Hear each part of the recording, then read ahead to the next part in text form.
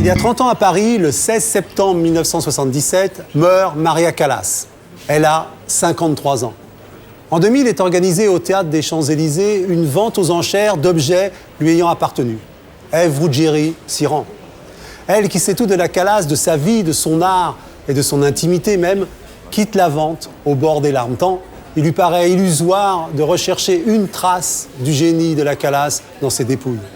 Elle, qui n'a eu de cesse à la radio et à la télévision de nous approcher au plus près de ce génie, nous propose aujourd'hui chez Michel Lafon La Callas, une biographie à la mesure de la passion que Ève Ruggieri éprouve pour celle qui révolutionna l'art de l'opéra et dont elle nous parle ce soir.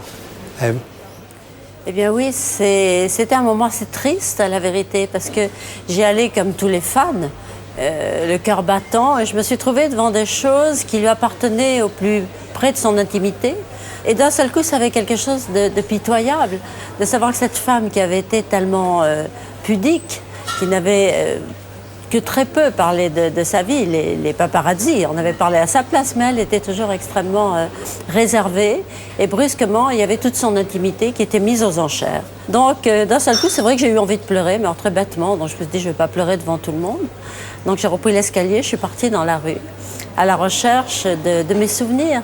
Moi, j'avais eu la chance de la voir dans un de ses derniers concerts à Londres. Et j'avais vu entrer sur scène une femme absolument magnifique. Vous savez qu'à ses débuts, elle était obèse, elle était avec des lunettes très épaisses, enfin, elle était tout sauf séduisante. Et de même qu'elle était allée au bout de son art, de sa technique, de ses interprétations, de la lecture des partitions, elle s'était transformée en une femme absolument magnifique qui aurait pu être mannequin. Et je l'ai vue entrer sur la scène avec un fourreau noir, un décolleté, avec juste une branche de diamant comme ça. Ce long cou qu'elle avait un très long cou et des yeux immenses, un peu, vous savez, comme ces yeux qu'on voit sur les vases crétois, très, très larges comme ça. Elle était absolument sublime et elle a commencé de chanter. Évidemment, c'était plus que ça avait été, mais c'était de toute façon formidable. Et d'ailleurs, à la fin, elle a eu une ovation qui ne s'arrêtait pas. Mais moi, je voyais dans ses yeux quelque chose qui reflétait une infinie tristesse. Parce que je pense qu'elle pouvait faire illusion devant tout le monde, mais vis-à-vis d'elle-même, elle était la dernière personne qu'elle pouvait tromper. Et elle savait que ce qu'elle avait été n'était plus là. Est-ce qu'on peut avoir des repères chronologiques on l'a resitué, parce que là, ce que vous nous racontez, c'est l'artiste, ce sont les émotions. Mais sa vie, presque, j'allais dire, factuelle. Naissance 1923, New York, 2 décembre. Elle fait partie de ces immigrés qui sont partis vers le Nouveau Monde, chercher un rêve qu'ils ne trouveront pas, le rêve de la fortune. Et très vite, je pense qu'elle a dû avoir des traumatismes profonds, entre autres lorsque sa mère n'en veut pas. Sa mère ne veut pas la voir. Elle naît et sa mère, quand la sage-femme lui apporte le bébé, au lieu de faire comme toutes les mères et de la prendre dans ses bras, elle dit « enlevez-la, je ne veux pas la voir ». Parce qu'elle avait perdu un petit garçon auparavant et elle espérait avoir un garçon.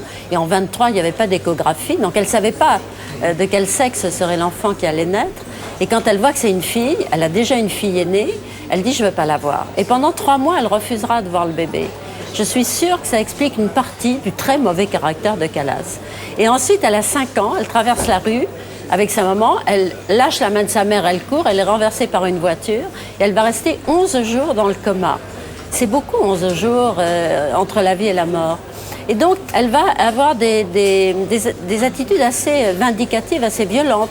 On dira, quand elle va commencer ses cours, qu'elle se bat avec ses partenaires. En fait, très vite, elle va avoir une chance folle, elle va rencontrer, c'est son second professeur, une femme qui s'appelle Elvira de Hidalgo, et qui a connu la Malibran. Et la Malibran, c'était la spécialiste du bel canto. Ce beau chant qui a été écrit par Donizetti, par Bellini, jusqu'à Rossini, et qui met absolument en valeur les femmes, à la fois les artistes dans l'exercice de leur métier, mais aussi celles qui savent jouer la comédie. Et Callas va remettre ce bel canto à la mode. On ne le donnait plus du tout quand elle arrive vraiment sur les scènes. Et très vite, on va s'apercevoir que sur scène, elle arrive à créer avec le public des liens qui sont d'une force incroyable et qu'elle transmet ses émotions mieux que quiconque. Elle résumait très bien d'ailleurs ce qui l'avait amené à cette notoriété planétaire. Elle disait « Je ne suis pas une chanteuse qui joue la comédie, je suis une tragédienne qui chante ».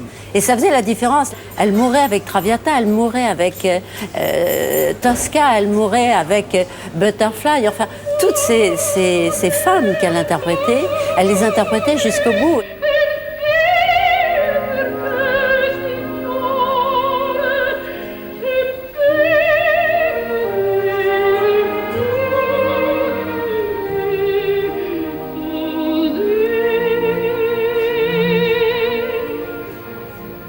Elle dira, quand elle va venir à Paris très tard, d'ailleurs, elle vient en 58, et elle va dire à Marlèse Schaeffer, qui était une journaliste très brillante de François, elle lui dira « Je veux vivre comme toutes les femmes », parce qu'elle a rencontré Onassis, et qu'elle s'est aperçue que pendant pratiquement 25 ans, elle n'a fait que travailler, chanter, travailler, chanter, travailler, chanter, avec son premier mari, qui a 35 ans de plus qu'elle, qui est monsieur assez, pas très séduisant, et qui très vite a compris que non seulement elle avait une carrière royale devant elle, mais qu'elle allait gagner beaucoup d'argent, qui gère tout ça.